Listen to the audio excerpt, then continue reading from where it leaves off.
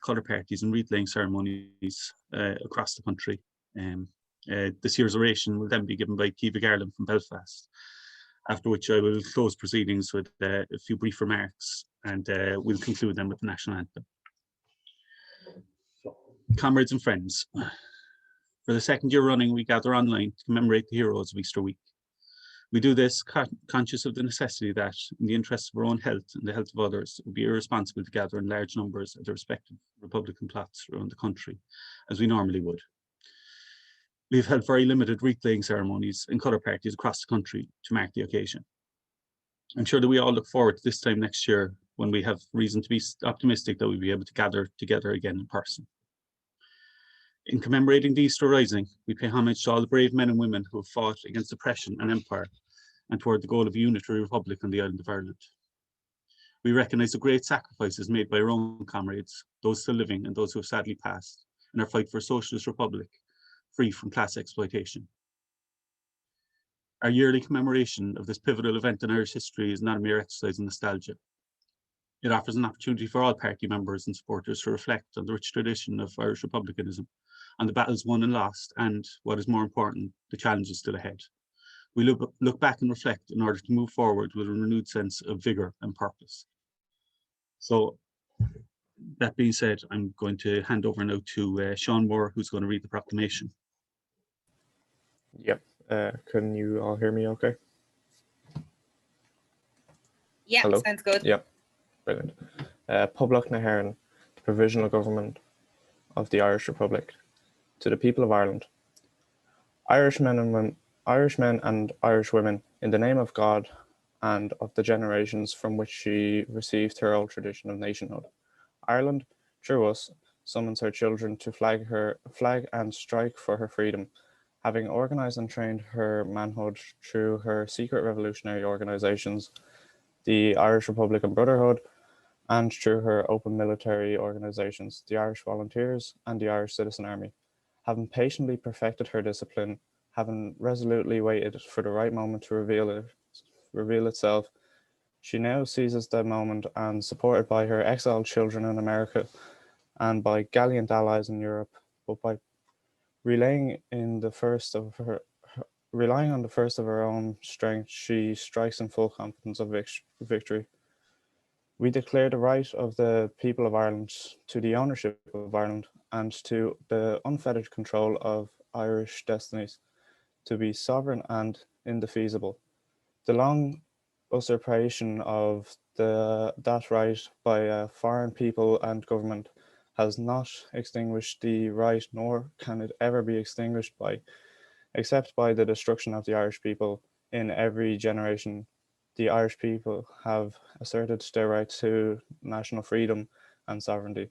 6 times during the past 300 years, they have asserted it in arms, standing on the fundamental right and again asserting it in arms in the face of the world. We hereby proclaim the Irish Republic as a sovereign, independent state, and we pledge our lives and the lives of our comrades in arms to the cause of its freedom, of its welfare, and of its exaltation among the nations. The Irish Republic is entitled to and hereby claims the allegiance of every Irishman and Irish woman.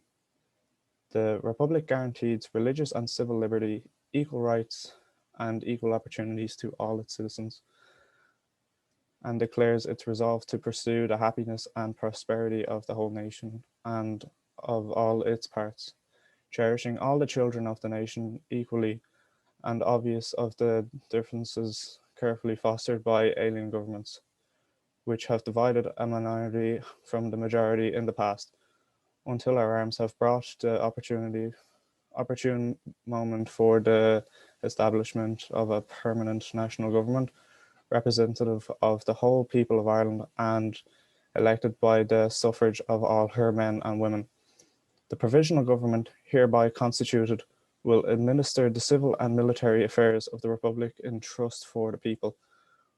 We place the cause of the Irish Republic under the protection of the Most High God, who blessing we invoke up on our arms and we pray that no one who serves that cause will dishonor it by cowardice, inhumanity, and rapine.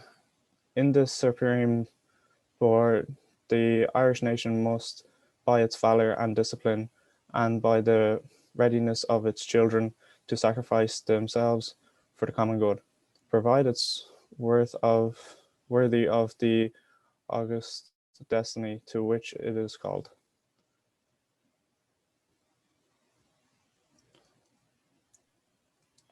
Thanks very much, Sean. Absolutely. We're going to move on now to the video of the wreath laying ceremonies and colour parties.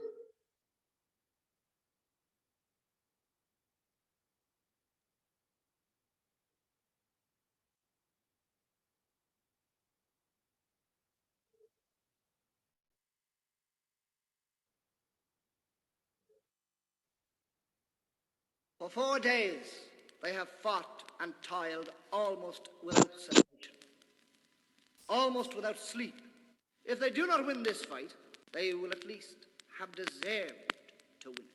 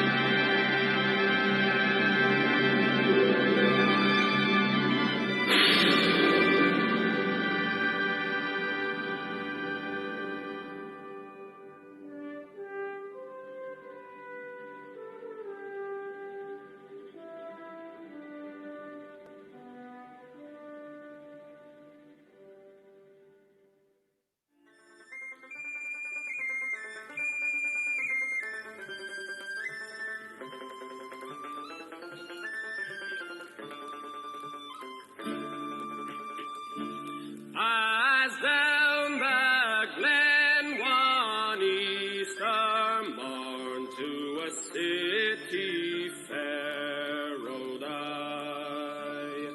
there are mad lines of marching men in squadrons passed me by.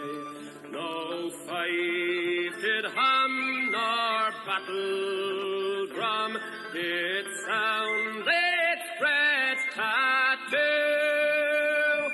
but the Angelus bells o'er the Liffey swell rang out through the foggy dew. Right proudly high over Dublin town they hung out the flag of war. 'Twas better to die 'neath an Irish sky than at Sulva or Soodalbar.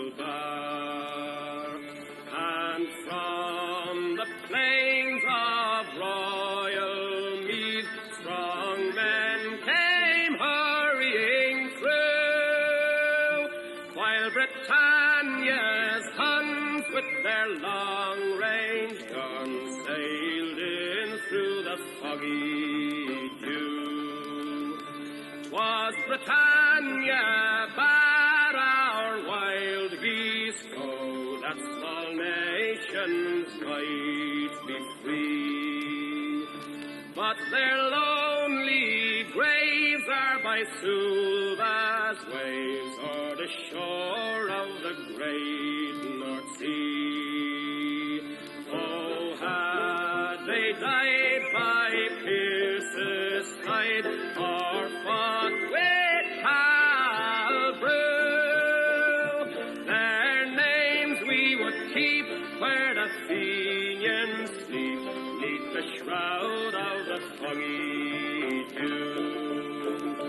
But the bravest fell, and the requiem bell rang mournfully and clear. For those who died that Easter tide in the springing of the year, and the world did gaze in deep amaze at those fearless men but few, who for the fight that freedom's light might shine through the foggy dew.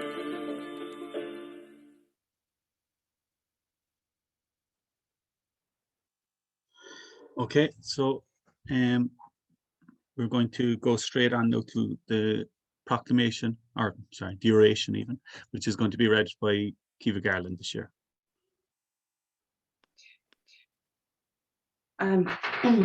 Bolter Accorda agus the Comhairle. Welcome to the Easter Commemoration of the Workers' Party.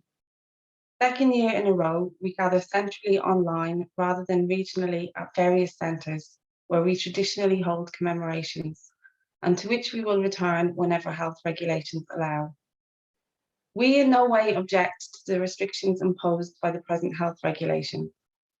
We recognise the very serious nature of this virus, which has caused over 6,700 deaths on this island over the past 12 months. We totally support all the health measures needed to fight this pandemic. Our issue is that governments have been both cowardly in the face of vested interests and too often inefficient in delivery. Both the Dublin and Belfast administrations have failed the people because they would not take the tough decisions needed. Frankly, the COVID-related restrictions were too little, too late, too disjointed, and were not implemented on an all-island basis. 6 months ago, the Workers' Party proposed a coherent all-island zero COVID strategy, which would have involved a short, sharp, and perhaps difficult lockdown for a 3-week period. This proposal was ignored. Had such a strategy been adopted, then the deadly third wave, which has been the most deadly by far, could have been avoided. Once again, we pay tribute to those workers who are on the front line of the battle against COVID, especially those in healthcare and other similar services. Also those far from the public eye, in the meat plants, in the food processing plants, or in food transportation, in the supermarkets and other retail outlets, in our schools as the education system moves offline and back into the classroom, who are putting their lives at risk for the good of society. Within our own country, we are not all in this together. We know that the old and those already ill have suffered the bulk of the fatalities. Amongst workers, we know that frontline workers across all sectors that cannot work from home are those most in danger. We have heard of many meat plant workers dying, yet no meat plant owner died. Many female part-time, non-unionised care workers in the nursing home sector were infected with COVID, and sadly there were many fatalities. Have we heard of any of the corporate bosses running these homes getting ill, having to go on sick leave, or even losing a cent in profits?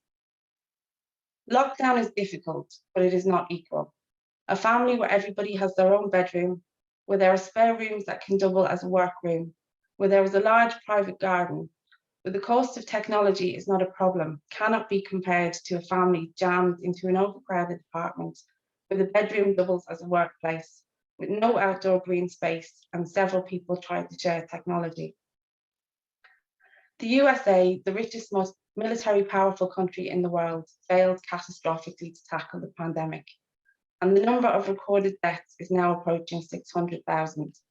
Yet smaller, poorer countries, countries who are continuing to suffer from US imperialism, like Vietnam or Cuba, have had a much less severe experience during this pandemic. Their public services, their health services, and their populations have all cooperated to effectively prevent the pandemic gaining any foothold in their countries. In this context, comrades, we must again take this opportunity to commend the Cuban people and the Cuban health services for their work internationally in fighting this pandemic, despite the barbaric embargo imposed by the Trump administration and cynically left in place by Biden. We again pledge our support to the campaign to have the Henry Reeve Medical Brigade become the recipients of the 2021 Nobel Peace Prize. Our Easter commemoration is an occasion in which we look back and remember those who fought for freedom and socialism. We also look back to the history of our own movement and those comrades who fought and struggled to bring our party to where we are today. We look back because it is correct to recognise and honour the battles of the past, and also because it is our duty as socialists to learn from both the successes and the failures of the past. Two events have notable anniversaries this year. 100 years ago, 1921, saw the end of the Irish War of Independence. While all past events impinge in some way on the present, it cannot be denied that the July Truce, the Anglo-Irish Treaty of the 6th of December, and the preceding Government of Ireland Act from May that year continue to have major repercussions on Irish politics to the present day. 50 years ago, on the 9th of August 1971, internment without trial was introduced by the Stormont government with the approval of the UK Secretary of State and the Tory government. The introduction of internment, the fact that only Republicans were targeted, the abuse of all victims and the torture of those who became known as the Hooded Men officially marked the militarisation of the UK government's response to the democratic and peaceful demands of the Northern Ireland Civil Rights Association. NICRA was pushed to one side as the North suffered a death-filled 18 months. Over the next 4.5 months, 150 people were killed, with many hundreds injured. The following year, 1972, almost 500 people were killed. Worst year of the Troubles. Even in those fraught and tension-filled years of 1971 and 72, the Republican movement still sought to concentrate on the issues of housing, on the robbery of our natural resources, on the destruction of Irish language and the Gaeltacht communities, and on the gross exploitation of workers and the blatant use of many employers of scab labour to break legitimate strike actions. It was in defence of the rights of striking workers in the silver mines in County Tipperary that on July 6, 1971, Martin O'Leary, a 21-year-old volunteer from Cork City, suffered such catastrophic injuries that he died later in Limerick Hospital. Down the years, our own comrades have withstood attacks on our party from a wide range of reactionary forces, state and sectarian, all committed to stop the advancement of progressive politics. Many of our friends and comrades gave their lives so that we could go on to create and build an organisation fit for heroes, which has made it possible for workers and their families to recognise that there is a way forward, and that is to build a workers' party of all religions and of none. That the most important thing is who you are and where you stand in the class struggle. This is Tone's way, it is Connolly's way, and it is Billy Macmillan and Cal Goulding's way. It is to our comrades who have never hesitated, never surrendered, who in the most dangerous of times held the line, that we are able to say, we will not only survive, but we will win the day. In our party constitution, the Workers' Party is dedicated to the establishment of a democratic, secular, socialist republic, a unitary state on the island of Ireland. When we adopted this constitution almost 30 years ago, and indeed for many years previously, we were very clear that the unitary state we envisioned was not merely the 26-county republic expanded to a 32-county basis. As early as his presidential address to the 1968 Ardèche, Sir Walter Macgillis stated, "It must be made clear, however, that Republicans do not ask the people of the 6 counties to come into the existing 26-county state. We would not wish that fate on anyone. We ask the people of the 6 counties to join with the people of the 26 counties in abolishing both states, which serve only British imperialism, and in establishing a democratic socialist republic for the whole island, in which the workers who create the wealth decide how and where it is used. For many months, we have examined the question of a border poll. We recognise that a border poll at this time would increase political instability and sectarian tension. However, we also recognise that we cannot put our head in the sand and ignore political developments. We must examine the political situation as it faces us, and we have done so. Our demand is that the Civic Forum be reconstituted and reconvened for the specific purposes of looking at all aspects of the future political formation on this island, and involving all shades of political opinion. Such a forum, if it is to be successful, must also engage all elements of civic society, including the trade union movement. If there is to be a border poll, and that decision is not ours to make, then the electorate have a right to know the options on which they are voting. An all-encompassing civic forum is the only democratic way to ensure that clarity.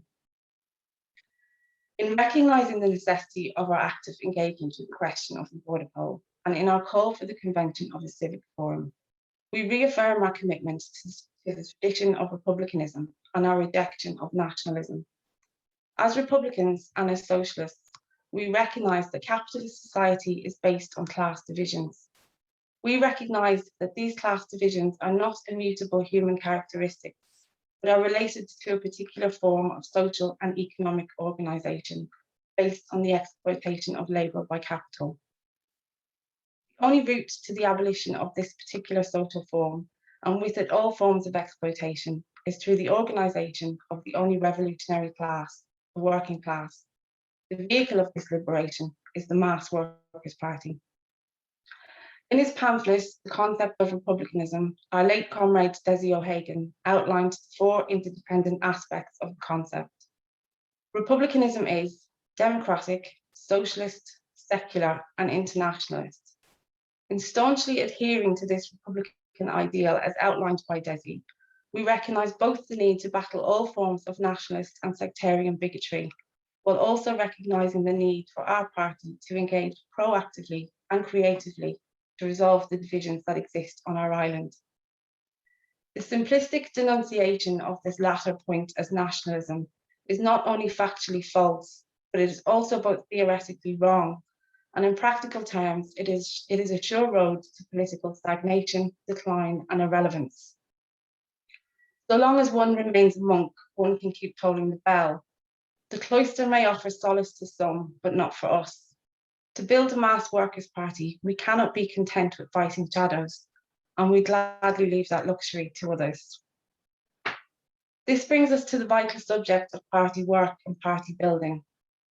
It should be obvious to everyone that without the membership actively engaging with the day-to-day struggles of the working class, our objective of building a mass party will not be fulfilled. The pandemic has, of course, seriously limited our ability to engage in day-to-day work.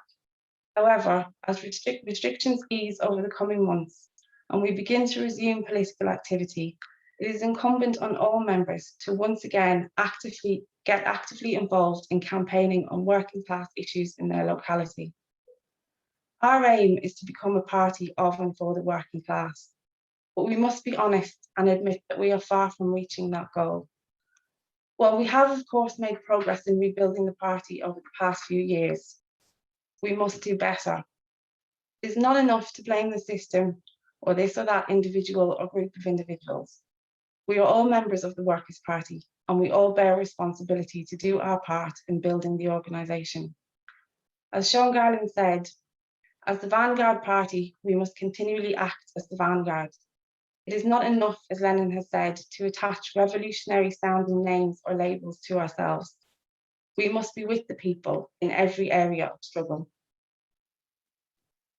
No doubt mistakes will be made, and this is not necessarily a bad thing. The party has made mistakes in the past and has shown a capacity to learn from them. We need to revive this tradition of working hard and learning through experience. Commemorations such as this are not an excuse to bask in former glories or to rue past defeats. We gather at these events to pay our respects to a great historical tradition which has yet to bear fruit. The Republican tradition and the vision of a society free from exploitation and oppression. Truly honour the memories of our Republican forebears and fallen comrades, we must dedicate ourselves to the political struggle and to building the party. Comrades and friends, when we gather here to commemorate 1916, we do so in the realisation that we must go beyond this, as the great James Connolly even then realised. It is only through the socialist transformation of society that the Republican vision can be fulfilled. Today, as we remember the men and women who bravely fought empire, we in the Workers' Party once again commit ourselves to the achievement of a united, democratic, secular and socialist republic, free from oppression, free from sectarian division, and free from class exploitation. This is the vision that Connolly died for. It is the vision our fallen comrades dedicated their lives to. Let us honour them and endeavour to bring that vision to completion at last.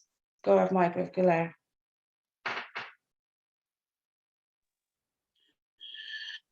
Thanks, Kiva. That was excellent. Some really important points there that I'm sure we're all going to reflect on over the coming months. So we're going to finish now. We're going to finish now with a few brief statements from myself, and then we're going to conclude with the national anthem. So again, I'd like to thank everybody for attending today's event. I'd like to thank Sean and Kiva for their excellent contributions today. I'd also like to thank Ailish for her assistance with the technical side of things, which is not my strong point, and she saved the day. A special thanks to Kiva also, who put together the video of the wreath-laying ceremonies, which was really good. I would also like to highlight some of the great work done by the membership over the past year, with special emphasis on the Solidarity Aid initiative, which has been really successful and is ongoing. Also the online educationals, which are really worth a look, and you can find them all, as you probably know, on the YouTube account, Workers' Party of Ireland. Also a reminder to keep an eye on the party newsletter, which gives information on the party activity across the country and has a great recommended reading section. So we'll conclude now with the national anthem, and in a personal capacity, I'd just like to wish you all good health and look forward to meeting with you all at party events in the near future. So.